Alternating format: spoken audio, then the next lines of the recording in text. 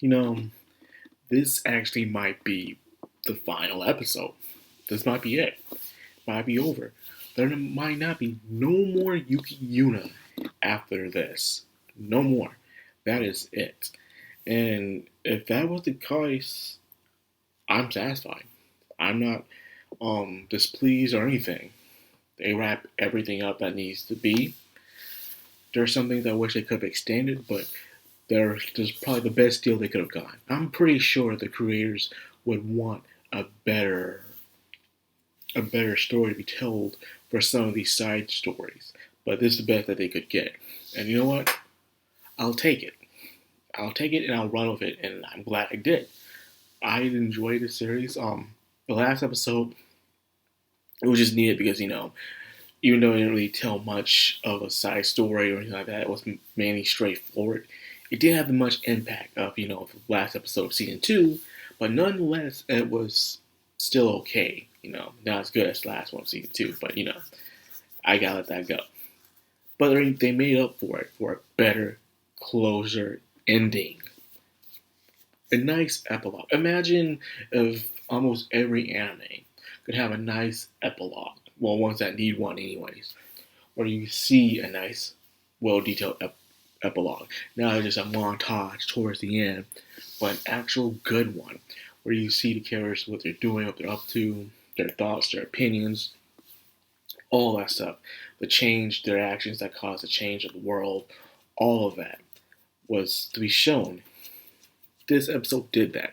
Something that a lot of people wish that anime could get with when their series ends, especially when it's anime original, where you don't get to have that good closure and stuff like, what is this? You see the ending, but you're not very sad by it. I guess some try to say, well, it's open-ended, but sometimes you just don't want it open-ended. You don't want to be able to think for yourself where the characters are going. Sometimes you just want to be told.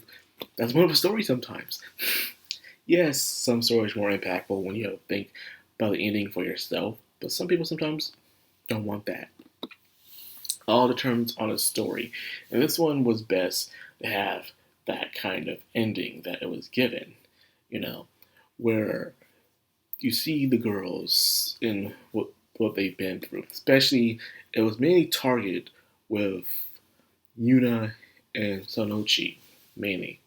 Nogi Sonochi, how Yuna's perceiving it and how of her moving on and what to do next, she's alive.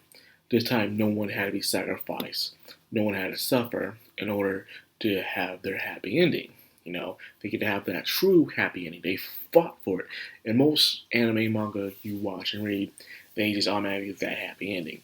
But if you now understand the full world of Yuki Yuna, that was not the case for them. There always was sacrifices upon sacrifices in order to even get anything done. But this time, they did it right. There were some casualties, I'm not gonna lie, but they got through it. Now, next thing they did, it was with mainly um, the after effect. I love how everyone is just peachy clean. There were after effects. There was inflation. Now they don't have the divine tree slash Shinju Sama to provide for them, to protect them anymore. Things became more scarce. They now have rations. So now everyone's given the necessities of rations, which is probably very small for the average common folk.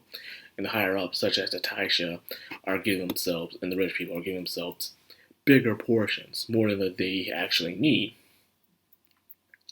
And then, of course, you've seen people throwing out conspiracy theories, the gods are dead, this power of our sins, and stuff like that. We have been abandoned, and stuff like that.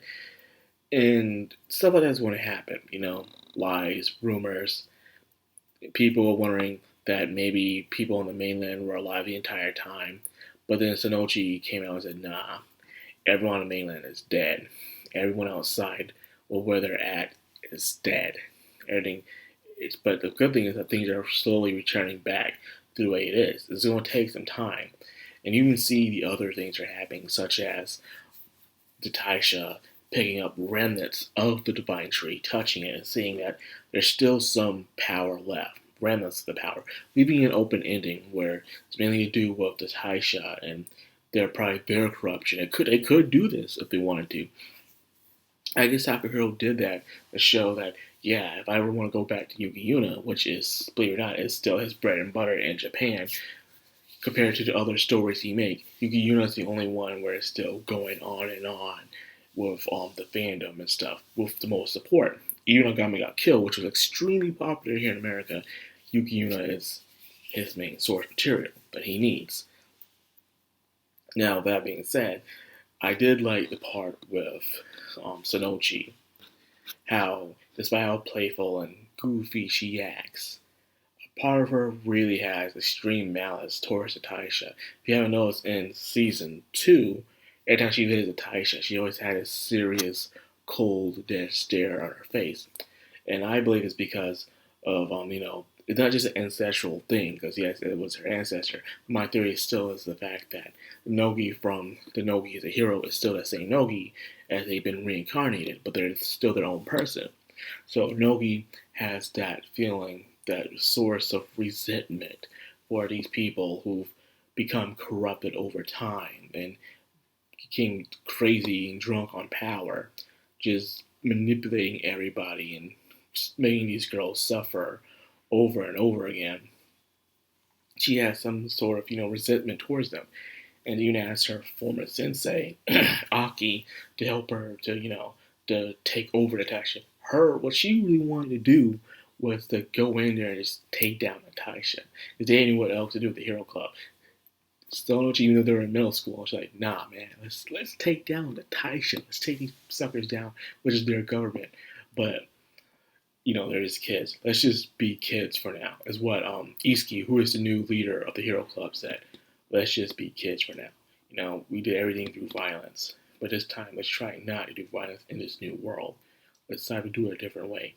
And as you know what she is, throughout the series, she's always been a girl who's been had these crazy ideas. When she sees something, she immediately has an idea and wants to do it. And she's usually good at it, very good at it. So she could easily take down Taisha if she had all the material she needs to do it. And I also enjoy the scene where her and Togo were there at the graves, the memorial, and Aki was there. Last season, Aki was just by the sidelines, outside, crying in relief. But this one, she would not leave until they told her to come. And this time, they had that moment, that closure moment that we didn't get from last season. That closure that showed, about, they still love their sensei despite what has happened. They understand what she's went through. Because if you haven't watched second season, you would understand better of who Aki Sensei is. She used to be their former teacher. She used to train them on what it means to be a hero. But at the end of that story arc, she got a higher position and she started to lose her way, even though a bit of her humanity was still there. So we didn't get much about Wakabi and their story, how they get their stuff. Or the Mabuki. I think it's Mabuki. Mabuki? That's the Sentinels, okay? The Sentinels. We didn't get much of their story. They're just there as side characters because they were side characters. So it wasn't focused on them that much. But we also get to see them, older. Some are still in high school, some are graduate. You see Fu actually a scientist. I didn't really see Fu as a scientist, but he's a scientist, and they're seeing that remnants of the divine tree still around, and they're experimenting on it, seeing what they can do with it. Then at the same time, you see, Iski doing what she always wanted to do when she wanted to sing.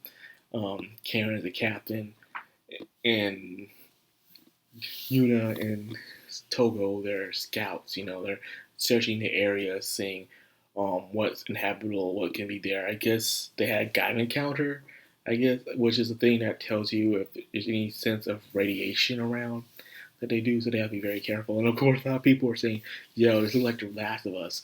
And I can't stress this enough. The Last of Us weren't the only people to do a very sceneries where it's been overtaken by nature. So many, hell, even I Am Legend did it, for crying out loud. A lot of stories did this, okay, people? It's not just The Last of Us. I guess because it's the most popular one, I understand, but come on. use your brain. There gotta be other things you've seen and read and played that has the same kind of thing. Anyway, that's just a little pet, just a little thing I just couldn't stand. But yes, this was good. I like how it wrapped up. It showed that everything was nice and peaceful. There was still conflict between the humans and Taisha. Things are harder to get by now, but they have to pull through together in order to overcome it. So I do like that. Really good. This is it, people.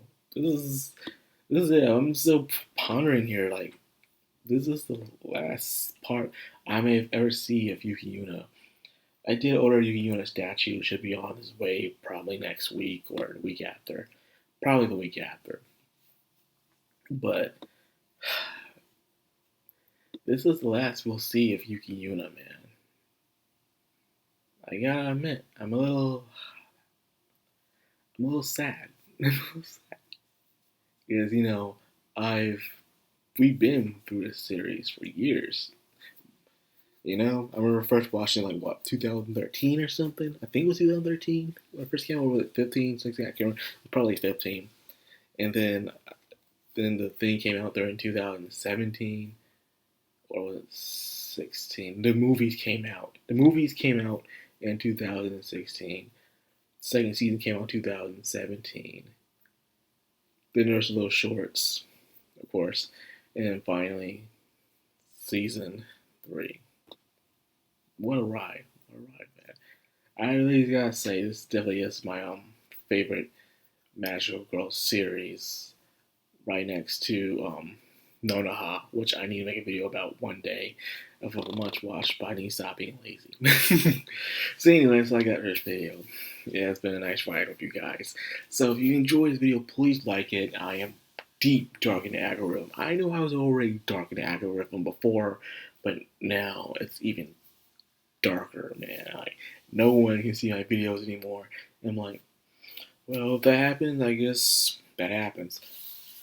So anyways, please like, comment, and subscribe. And of course, hit the bell icon so you get more of me, Madcrown. This has been Madcrown on Anime, signing out.